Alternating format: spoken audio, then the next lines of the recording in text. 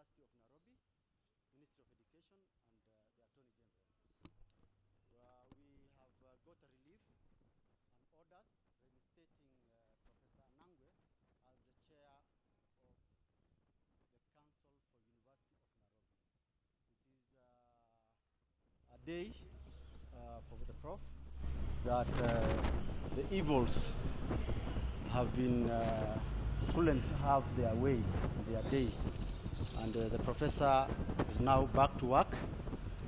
This was after the professor has done numerous correspondence with anti-corruption, EACC, and the same cartels are the ones who don't want the Prof to continue by doing the good work that he was doing at the University of Nairobi. And with that, I will definitely welcome the Prof. The orders are clear. They revoked all the powers of revocation that the CS has put. The same is not in order, and the Prof has been reinstated. As such, the Prof is here. He will definitely have his day, and he will give us the brief. Thank you very much, and we really appreciate you. We are purely a petition that the Gazette notice dated 21st of 2025 revoking the chair person of the University Council of Nairobi, Professor Amukoha Anangwe, have been stayed, and as such the Gazette notice is null and void. The Gazette notice dated 21st, issued by the Minister for CS for Education, have been revoked. As such, the orders that have been appointing him have been reinstated. And the orders further state that the Prof will be going to his work immediately. Immediately, the Prof will be going back to his work, and the order clearly indicates the same. A copy of the order we will definitely give you, together with the pleadings. Thank you very much. Well, my lawyer, Mrs. Abdurazak Mohammed, for the remarks you have made and for your willingness to come in at short notice to take up the matter, to prepare the papers. And it has not been an easy task, as you all know. So I take the remarks that he has made as a point of departure in what I'm about to say. As you are all aware, Mr. Julius Ogamba, the CS Education, purportedly revoked my appointment as the chairperson of the University Council via the Gazette Notice number 1957, dated 21st of February 2025. I had been appointed earlier as the chair of the council as per Gazette Notice number 67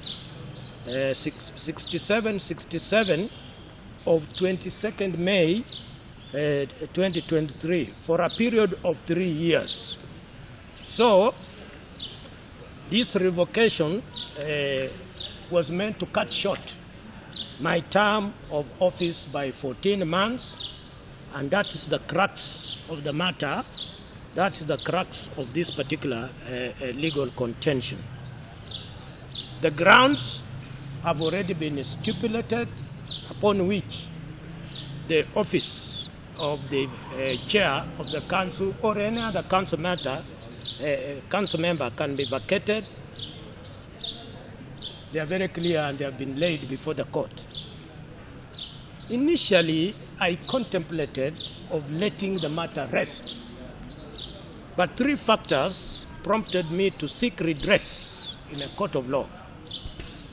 1, to let Kenyans know the revocation was an unlawful step by the cabinet secretary, and the previous cabinet secretaries have always lost in court whenever they have attempted to do so, because the University Act does not empower a cabinet secretary to revoke the appointment of a council member or the council chair before the term of office lapses.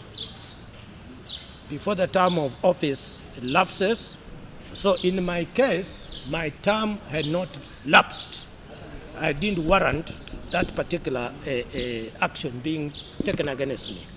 The second factor that motivated me to seek court redress, I felt maligned by the purported revocation as if I had failed the good governance test. I have a duty to safeguard my reputation by having the matter settled in court, to set the record straight, and to avoid leaving any room for speculation on what happened to warrant such a drastic action. And the third factor that motivated me to seek legal redress, currently the university is in dire straits. Many have said that there is a risk of it going under. It is real. It has huge debts amounting to billions of shillings, which began with a trend when the government started not meeting its obligations to universities in terms of capitation. The University of Nairobi previously used to get 80% of its budget from the government. Then gradually, under the arrangement, the funding model earlier on, it declined, the capitation declined to less than 50%. And that has been the trend. And when this happens, of course, it will have consequences on the capacity, financial capacity of a university to meet its financial obligations. So it is not the right moment to run away from such a monumental challenge, and I believe it is possible to get back the university to its feet. We were already mooting arrangements, plans, and they are all known amongst the council members, and this is the agenda that we wish to continue to pursue to get back the university to its feet. It's only this council, under my leadership, that is able to do what it takes. It is also a moment when we are undergoing and undertaking transformative agenda as per the government's approval last year to take the university back to excellence. An additional matter is, of course, the role of UWASU. UWASU, for those who may not know, it is the trade union for academic staff of the University of Nairobi. I'm actually a founder member of UWASU. The UWASU we founded then and the one we have are totally different animals.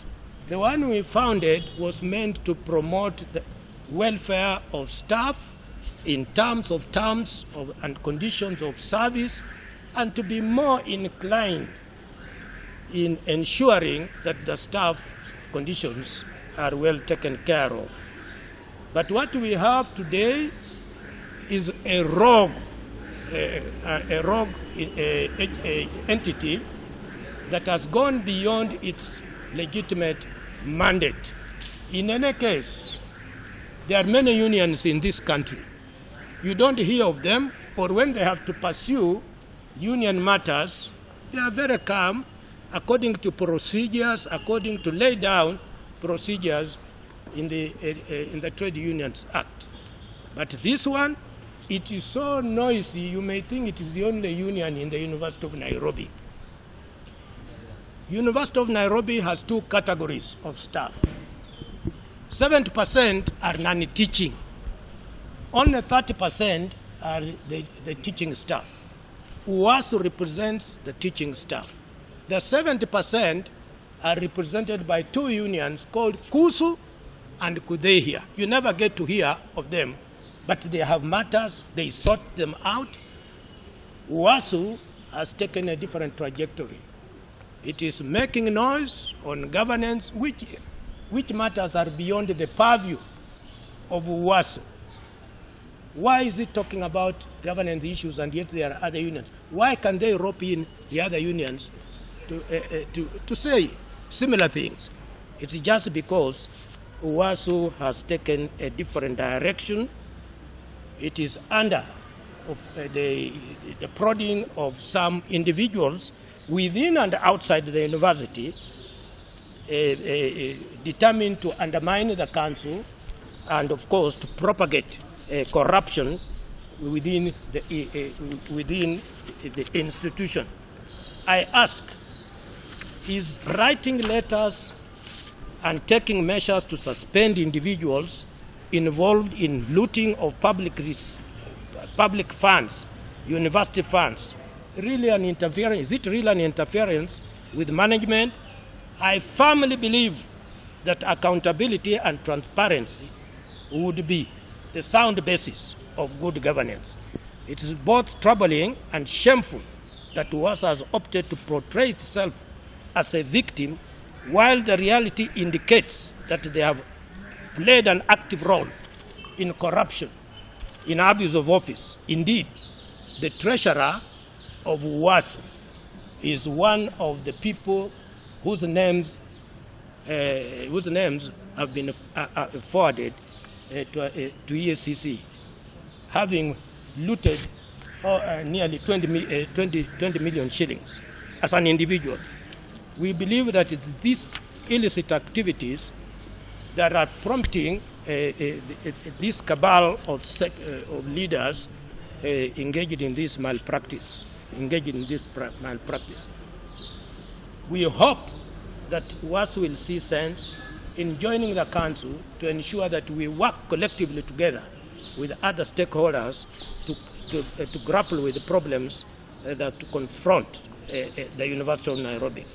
I'm confident that gradually through this legal process, the truth will emerge and we will collectively restore the integrity of higher education in this. I wish to thank the university community and all our other stakeholders, including the two unions, KUSU and KUDEIA, who represent over 70% of the university workers, for continued support to the council and management for purposes of good governance. Okay, yeah, thank you very much. To add on that, he has been in practice and he has been in the country doing a good job for the people of Kenya all through the years. He is alumni of the University of Nairobi. He has been teacher, a professor, and teaching staff at the University of Nairobi. He is among the founding members of the University of Nairobi teaching staff. It is so sad that the professor, being an alumni of his own university, seeing that the university is going down, and the academicians who are supposed to be dealing with the issues of academics are now dealing with issues of management, which is separate from what they have been appointed for. The academic staff have been appointed for purely to go to the classroom, teach, and come with their curriculum, not in any way whatsoever to deal with the management. Professor, with his own wisdom, find that if someone has went out of his role arbitrarily, he should follow the rule of law by taking them to the necessary authority of the government, which is Anti-Corruption Commission. While he was doing his good job, then he's been crucified for that. I think you could have heard him very well. It's something that is so nice that justice has been delayed, but at last we found it. They even went ahead to malign his name through the media, both print and the television. We are so lucky that the orders we have today purely bring him back to his work, to do the good job of the university, to put the university where it ought to be. So we are so happy with the court. They will have their day in court. We will definitely serve them today, and we expect them to do their rejoinder, and we will take it up from there. This is what is going on. We will not allow people to bring down the government. We will not allow people to bring down the University of Nairobi, the good name, and to take the University of Nairobi down. The whole thing is the amount of debt the university is having is to the tune of over 200 billion shillings. That's what we are told. 20 billion shillings. Sorry, 20 billion shillings. This is a lot of money, 20 billion shillings for the university. This is a lot. And the Prof came up with a strategy on how to pay that debt. And the people who are there, supposed to be academicians, are moving to the management to see if they can do something. At his age, he could not allow any corruption. He has a good track record. He never had any problem over the years. So we really appreciate, we thank you very much, the media. Yes. We also appreciate all that who came today. We are also thankful to the justice that was done by the Constitutional Court. And we are so happy. Prof is so happy. Yes. We'll also allow... We have a member of staff. Members of staff from the University of Nairobi. Who is a member of QUASHES. Very much. We are happy, we are celebrating the return of Professor Anangwe for many reasons, one of which is that justice has been done. All these falsehoods and malicious malignment are because of thefts and because of misconduct of just a few of us. Actually, there are 5 who have been picked out. And they are using the media, they are using propaganda and other funny channels to portray a picture like the council and the leadership of the council is at fault. That is not true. And with the time, the truth will come out. But more importantly, the University of Nairobi is such an important institution, and the stakes are so high that with the advertisement of the position of Vice Chancellor and Deputy Vice Chancellor Academic Affairs, there are people who are eyeing the university to bring in funny characters. And they have started their game of propaganda and spoiling the work that council is doing. So we want to warn all those who are trying to assist in these negative ventures to stop it, because it will not last. Tomorrow, we are going to call a big meeting of academic staff and non-teaching staff in the University of Nairobi to show our support to the courts and to the good governance in this country. I would want to mention specifically the head of public service, whose name keeps appearing and being used by these negative forces as if he's the one who is championing the destruction of the University of Nairobi. He's our friend, he's a good person, but there are people who are using his name to propel. He's also a student of the University of Nairobi. There are people who are using his name to propel this negative attempt to destroy the university. I think it's good that we respect the head of public service and we don't allow these negative forces to use his name to advance the negative agenda. Finally, I've served in NDUNG'U, University of Nairobi chapter, for a long time as the chapter secretary. And at no time, because we know the constitution of the union, have we tried interfering with governance. We haven't questioned the chancellor, we haven't questioned the power of council, because those are clearly demarcated in law. What our friends in leadership today are doing is because they have been hired and captured by the negative forces to advance their agenda. That agenda is protecting thieves rather than protecting the institution and the larger population in it. It is unfair to our students, is unfair to our council, is unfair to the chancellor, is unfair to government to keep portraying a negative image of the University of Nairobi. We are such a decent institution, and those who have come through it know it. But you can't allow a few people with vested interests to come and destroy the good work that is being done. So many of you, I'm sure, have graduated from the University of Nairobi, and you know what it is. And it's because of firm leadership and rightful leadership. If we don't have it, we shall have hell. So let's not allow even the media. Ask them the hard questions. When they make those noises and make those allegations, why don't you ask them to prove it? So the ball is in your court. Please help us develop this institution rather than destroying it. But we thank God. God is always with the righteous people. Your name? Jojo. Yes, members of the Fourth Estate, my name is Mazao Rochandegwa. I'm the president of the Premier University of Nairobi. We are here today to express our unwavering support to our able chair of council for doing the Lord's work. And we want to support you and we'll stand strong with you as you reclaim the glory of our university. Number two, we want to strongly condemn the few professors who want to turn our learning institution into a theater of circus. While other professors in other institutions are busy doing researches and getting grants to empower the universities, ours are busy making noise. So I think it's high time that they decide if they want to be noise makers or if they want to teach. With us, we want to stand with our council, to urge them to continue leading us in the right direction so that we as an institution can become a world-class university like Harvard and the rest. So I'll pass the baton to the head of public service. We'll also share his sentiments regarding the matter. Thank you so much. My name is Ngetich Michael Soy, the head of Public Service, University of Nairobi Students Association, and by extension, the chair of any ad hoc committee formed under the Council of University of Nairobi, that is Students Association.